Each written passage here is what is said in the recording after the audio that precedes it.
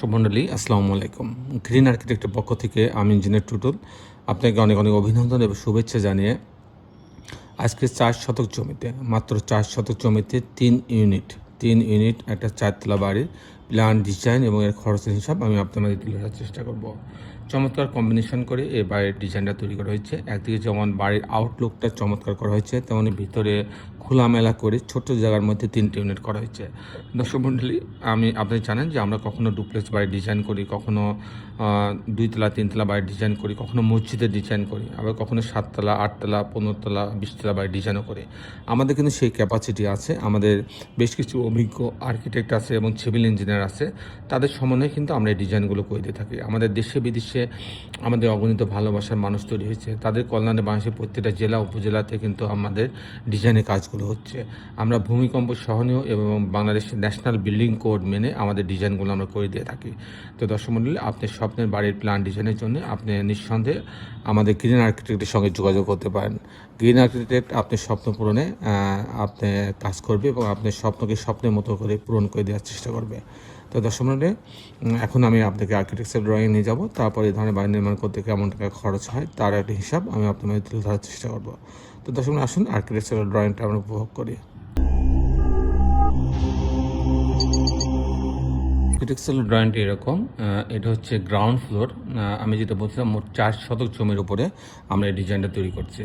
তো এখানে হচ্ছে আপনার 4টা ভাগে তিনটা ভাগে ভাগ করা হয়েছে। এটা হচ্ছে পার্কিং জোন রাখা হয়েছে, আর এখানে 2টা আলাদা ইউনিট করা হয়েছে।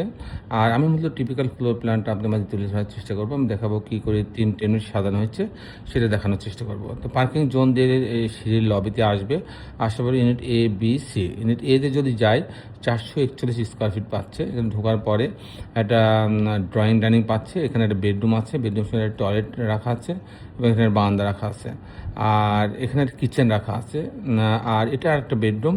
এই হচ্ছে মোটামুটি 2টা বেডরুম, 2টা বাথরুম, কিচেন, ড্রয়িং ডাইনিং দিয়ে ইউনিটে সাজানো হয়েছে। যদি আমি ইউনিট বিতে যাই 628 স্কোয়ার ফিট, এটা একটু বেশি আছে। ঢোকার পরে একটা ড্রয়িং ডাইনিং পাচ্ছে, এখানে একটা কিচেন রাখা আছে, এখানে একটা কমন টয়লেট রাখা আছে, এটা একটা বেডরুম, বেডরুমের সঙ্গে একটা বারান্দা রাখা আছে, আর এখানে আর একটা বেডরুম রাখা আছে, এই বেডরুমের সঙ্গে একটা বারান্দা রাখা আছে এবং এই টয়লেট অ্যাটাচ করা আছে। এই হচ্ছে 2টা বেডরুম, 2টা বাথরুম, কিচেন, ড্রয়িং ডাইনিং দিয়ে ইউনিটে সাজানো হয়েছে। যদি আমি ইউনিট সিতে যাই, এখানে 450 স্কোয়ার ফিট।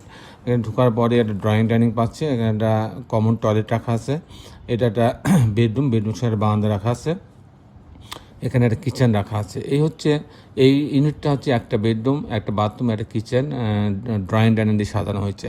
দর্শক মণ্ডলী, এখন আমি আপনাদের দেখানোর চেষ্টা করব যে এই ধরনের বাড়ি নির্মাণ করতে কেমন টাকা খরচ হয় তার একটা হিসাব আমি আপনাদের তুলে ধরার চেষ্টা করব। দর্শক মণ্ডলী, এটা হচ্ছে 4তলা বাড়ি, ফাউন্ডেশন খরচ হবে 700 টাকা স্কোয়ার ফিট।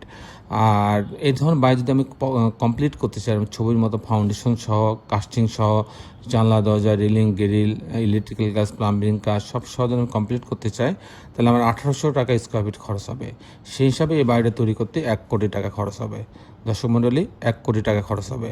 এই ছিল মোটামুটি আজকে আমার উপস্থাপনা। আপনি যারা দেশি এবং দেশের বাইরে আমার এই ভিডিওটি দেখলেন, সবাইকে আমি আমার প্রতিষ্ঠান গ্রিন আর্কিটেক্টের পক্ষ থেকে অনেক অনেক অভিনন্দন এবং ধন্যবাদ জানাচ্ছি। দর্শক মণ্ডলী, শেষের বেলা এটি কথা, আসুন আমরা সবাই আমাদের এই সুন্দর পৃথিবীটাকে সুন্দর রাখার জন্য অন্তর্পক্ষে একটি করে গাছ লাগাই। সবাই ভালো থাকবেন। আল্লাহ হাফেজ।